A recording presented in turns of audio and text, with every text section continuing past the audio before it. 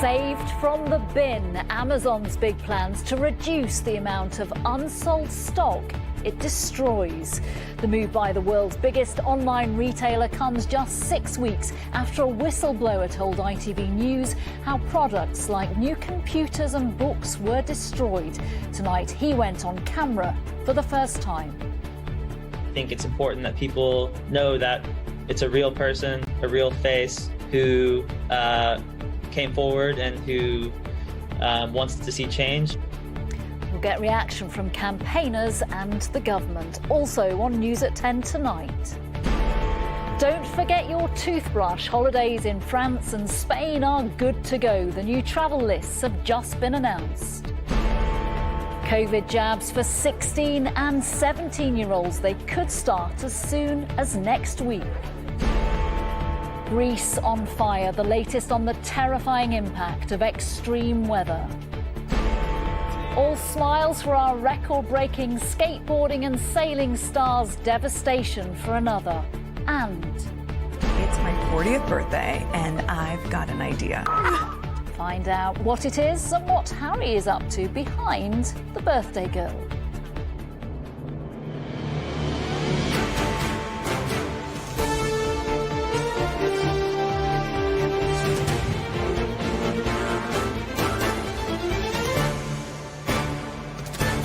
This is ITV News at 10 with Nina Hossain. Hello, good evening. Our exclusive reporting on the way Amazon deals with returned or unsold items created waves on both sides of the Atlantic and perhaps on America's west coast too. From Amazon headquarters today has come a plan to reduce the amount of unwanted stock it scraps after our revelations that millions of perfectly usable goods like smart TVs, laptops and drones are destroyed. It says there will be a new way of dealing with returns so that small businesses that trade on its website can resell those unwanted items or stock that is hard to shift. Amazon says it's a win for their partners, customers and communities, which begs the question, why are they only doing it after our reports? Reuse, recycle, reduce waste. These are the basic principles of living sustainably. But in June, we revealed that Amazon was destroying millions of items of unsold stock every year. Electrical goods, books, jewellery, homeware were sorted into bins which were marked destroy. Now the company is making changes. Later this month, sellers on Amazon will have a new option to sell unsold stock to bulk resellers who will attempt to find buyers.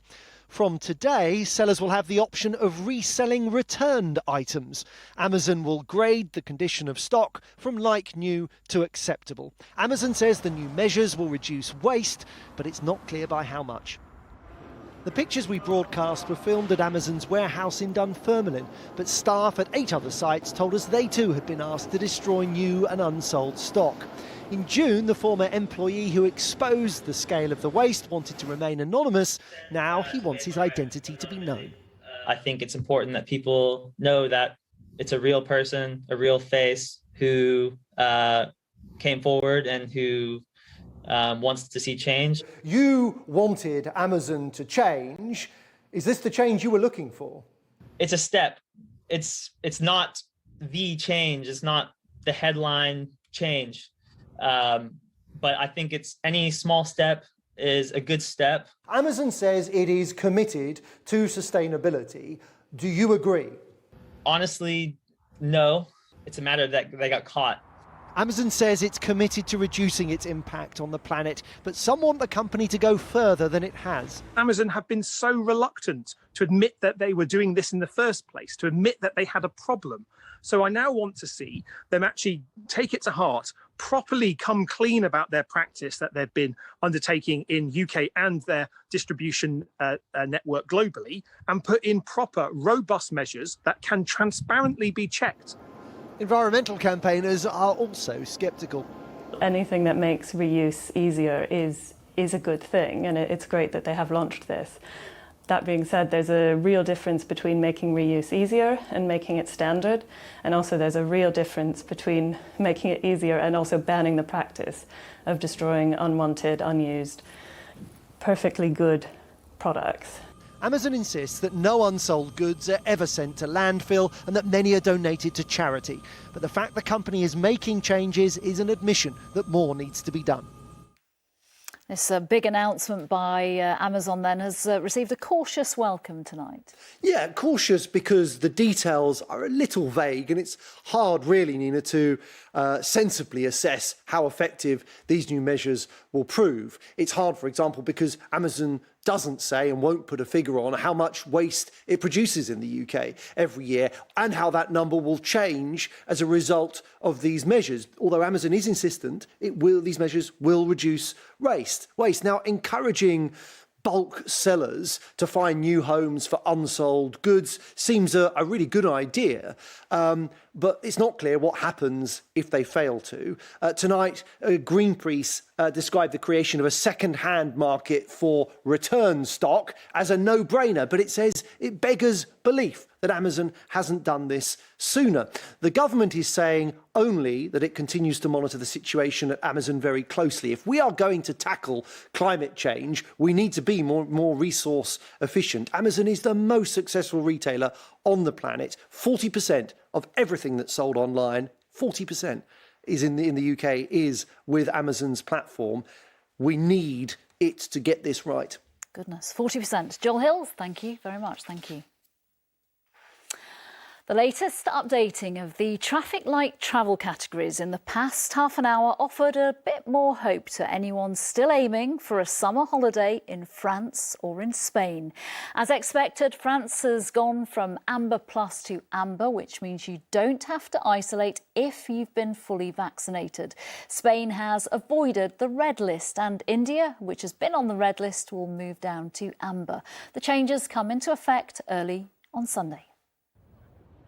Across the channel tonight, campers who now won't be cooped up once they get back either, as isolation for the double jab returning from France will go.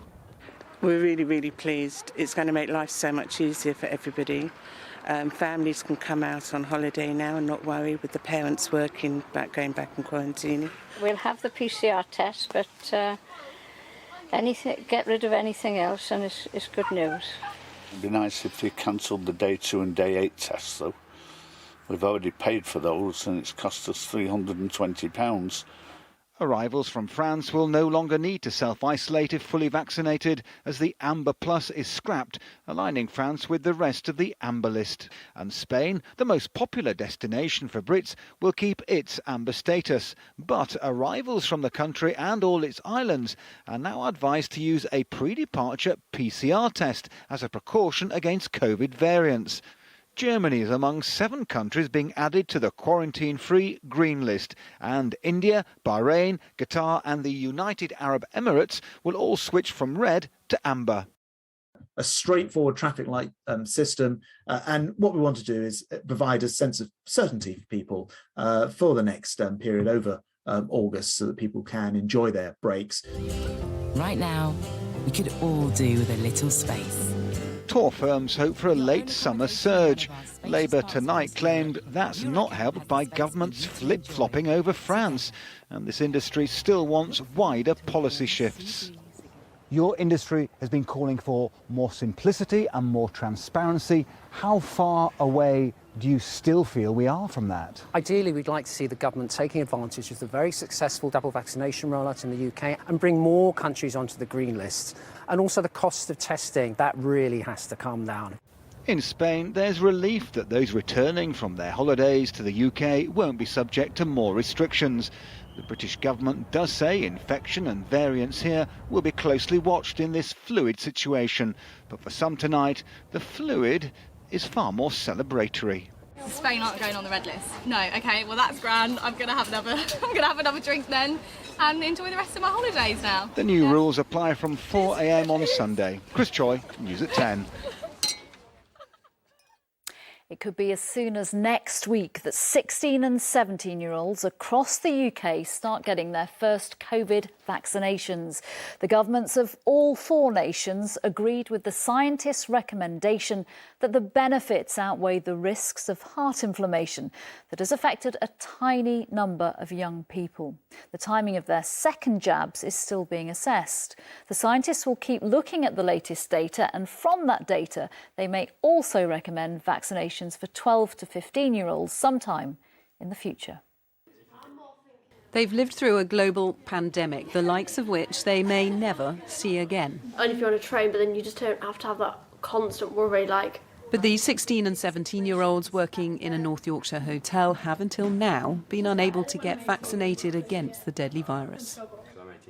It just makes a lot of sense to me to get it, to protect everyone around me, to help free things up, to go to school. It will just be good to protect everyone else and myself because I've got grandparents. I feel like I want to get it as soon as possible because I turn 18 pretty soon, so I want to go out and do what I want to do when I'm 18.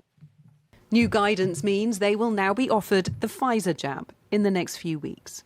There is no time to waste in getting on with this. Now we have the JCVI advice on starting that initial first dose in 16 to 17-year-olds, then I want us to proceed as fast as is practically possible. Just 2 weeks ago, the JCVI advised against vaccinating teenagers as reports emerged of rare side effects. Now it says there's greater certainty it's safe. You once famously said that you would encourage your own mother to have the vaccine. If you had a 16-year-old child, would you be encouraging them to have it? So I have one child who's an adult. I have 2 children who are younger than 16 and 17. However, I would be very much in favour, based upon the adjudication of JCVI, if they were 16 or 17, for them to be vaccinated. Around 1.4 million 16 and 17-year-olds in the UK will now be eligible for jabs.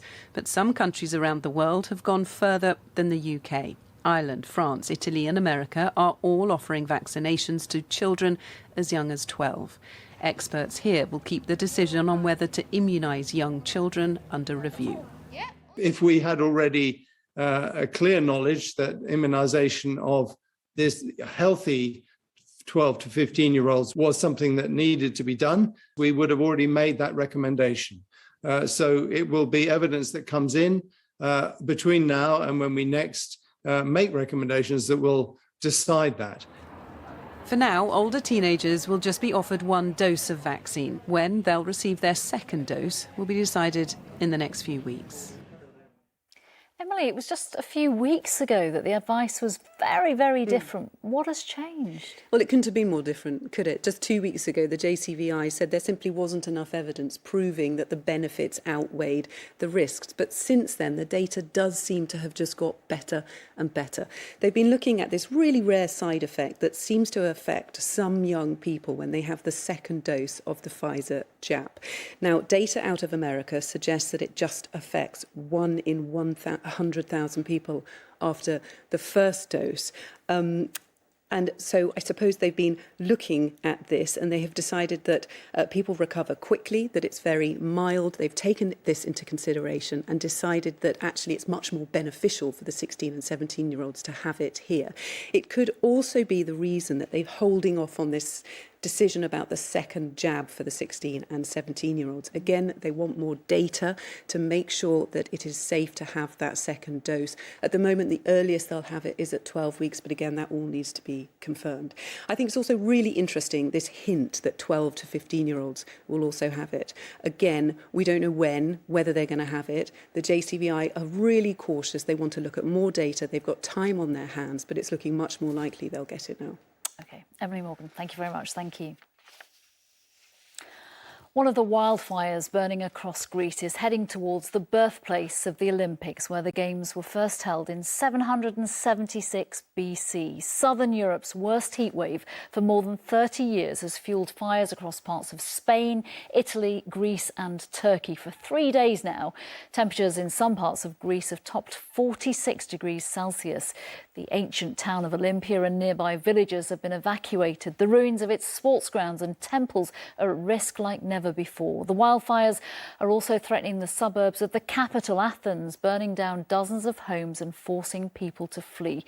Temperatures are expected to remain high for most of the week.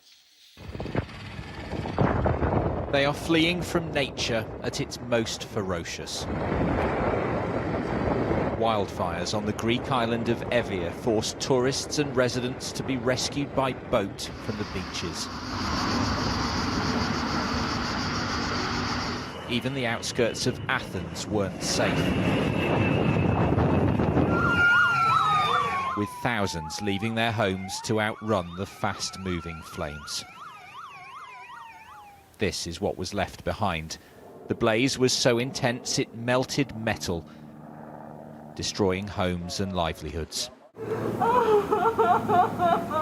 Some residents were distraught as they returned to see the damage. This man says he feels bitter. You can't understand unless it happens to you. The people of this ancient city are dealing with an historic heat wave, Greece's worst for more than 30 years, caused by what meteorologists have called a heat dome, an area of intense high pressure like a lid on a pan, trapping hot air beneath for day after sweltering day. In this summer of extreme weather, it's affecting a great swathe of southern Europe. In Turkey, the EU sent planes to help douse the flames. With temperatures in the mid-40s, it doesn't take much for the land to catch light, with strong winds fanning the flames. Turkey's turquoise coast now rages orange and red. Fires have burned here for 8 days now, killing 8 people, with the government criticised for its response. Tonight, in the village of Aren, people were fleeing a power plant as the flames reached its gates. They are fighting too in Albania, Kosovo and Croatia to contain the effects of what some scientists are calling climate threat. And tonight in Greece, concern as flames edge closer to ancient Olympia, site of the original Olympic Games, as this oldest of countries grapples with this very modern peril. Ben Chapman, News at 10, Athens. All sorts of records are being broken in Tokyo by Team GB athletes, and there were yet more today. Skateboarder Sky Brown became the youngest Briton to win an Olympic medal. She got a bronze 28 days after her 13th birthday. The silver medal winner from Japan was only 12. And Hannah Mills became the most successful female Olympic sailor after she defended her 470 class gold with teammate Ailey McIntyre. But the heptathlon world champion Katarina Thompson had a terrible day.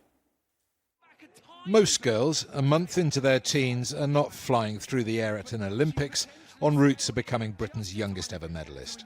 Even more remarkable, Sky Brown's bronze today followed a fractured skull and other broken bones in a fall last year. On her final run, after crashing twice on one particular trick, she went for it again. Another fail would have kept her out of the medals. Fearless for one so young. The average age on the podium today, not even 15. It feels like a dream. I'm so happy to be here with my friends, and I'm really grateful, and I really want to show this to my family and friends. Skateboarding is, of course, one of the newer events, and like BMX, is capturing the imagination thanks to athletes like Sky Brown and Charlotte Worthington. These new accessible sports are likely to play a far more significant role in the Olympics in the decades ahead. They'll compete for attention with the traditional sports like sailing, where today GB flag bearer Hannah Mills carved out another piece of Olympic history. With Ailey McIntyre, she defended her title from Rio to become Britain's most successful ever female sailor. Huge relief, and just pride that we've pulled it off and we've done it as a team, and yeah, buzzing. Just gallop to the last. Another gold came Britain's way in the individual show jumping tonight. Ben Maher was a team champion at London 2012, this time on board Explosion. He did it all by himself. British boxer Ben Whittaker raised a few eyebrows, refusing to wear his silver medal. He later explained, "You don't win silver, you lose gold." So it was something he couldn't celebrate. To me, it's a failure, so I'm not going to celebrate silver at the moment. I'm sure in a couple of years I'll look back and see what an achievement it is, but as of now, I can't be happy with the silver. I wanted the gold medal. The day ended in disappointment, and yet another Team GB superstar coming a cropper on the track. Oh no! Heptathlete Katarina Thompson came into the Games nursing an Achilles injury, but it was a new problem that got the better of her in the 200 metres, and despite her determination to keep going, she later pulled out of the event, her Olympic dreams lying broken on the treatment table. Steve Scott, News at 10, Tokyo. Let's take a quick look at the medals table then. Team GB have moved up to 4th with 15 golds. When a warehouse full of ammonium nitrate exploded in a dockside Beirut warehouse a year ago today, it created one of the biggest non-nuclear explosions the world has ever known. There was a national day of mourning in Lebanon today for the more than 200 people who died. It turned out not to have been terrorism, but negligence and corruption. The chemical should never have been stored there. But even now, families are still waiting for answers about why it was. Emma, who reported on the explosion at the time, has been hearing from those who survived that day about the worst year of their lives. A year on, Beirut remembers those who have not and will never be forgotten. محمد عيسى المحمود محمد محي الدين اللاذقي ميراي جرمانوس. The city's tragedy is not in its past, it's in its present. The blast at 6 o'clock on August the 4th was one of the largest non-nuclear explosions in history. 12 months on, only grief, anger and hopelessness spread further than the physical devastation. More than 200 people died, 6,000 were injured and hundreds of thousands left with destroyed homes. Yet no one has been held to account for the illegally stored chemicals which did such harm. The corrupt dysfunctionality of this country's ruling class created this tragedy. That same corrupt dysfunctionality denies its victims justice. Shad Rizak's face took the force of imploding glass when the explosion happened. He'd been filming from his window. Now his body is healing, though his vision is permanently damaged. So too, any feeling of safety in a place he'd expected to live his whole life. God gave me another chance to live. I don't want to live it in this country. He, like many others, will leave. We were hoping that the explosion will be the last big crisis and we will find a solution. Instead of the solution, more crisis, more problems. Yet some do have hope despite being injured. This was nurse Pamela Zeynoun in the maternity unit at one of Beirut's main hospitals. Back then, she showed me the blood-covered incubators and devastated corridors she fled through, clutching 3 premature babies. She ran for hours and somehow kept them alive.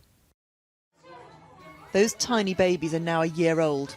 She is part of every stage of their lives. They don't know that they owe their survival to her yet, but one day they will. There's always hope, and the Lebanese people should keep hoping for Lebanon to become a better place. Pamela has continued to work and will not leave Lebanon, but she is clear where responsibility lies. I do really wish that people will know what truly happened so we can get closure as soon as possible. For now, though, closure, like justice, is an elusive hope which few believe will ever truly be realised in a city in despair and decay. Emma Murphy, News at 10. The Prime Minister and the First Minister of Scotland actually agreed on something today. He said he hadn't snubbed Nicola Sturgeon by not going to see her on his trip to Scotland. She didn't think it was a snub either, but it was a bit odd and a bit strange, she said. The Prime Minister wasn't the only party leader from Westminster who was making his presence felt north of the border. The Prime Minister said wild horses wouldn't keep him away from Scotland during the election this year. Then he stayed away. But dogs were enough to bring Boris Johnson up today, meeting the team at a police academy. One person he didn't meet was Nicola Sturgeon, despite her invitation. Some might say he snubbed her. No, I haven't. I'm always delighted. Always delighted. And we work together. The government of the UK, the Scottish government, at all levels. Scotland's First Minister instead met children at a nursery. One even tried to fill her shoes. Politics can be ruthless. But was she stood up by the Prime Minister? I don't feel snubbed. I think most people will think it's a bit odd and a bit strange. You know, missed opportunity, but that's on him. I stand ready to work with however I can. The leader of the opposition was also in Scotland today. What I want to see is the Prime Minister and Nicola Sturgeon working together on the two most important things that are facing us just at the moment. That's recovery from the pandemic and the climate emergency. The Prime Minister didn't get out and about in Fife, even though the Burnt Island Fair was just a few miles away. So we came.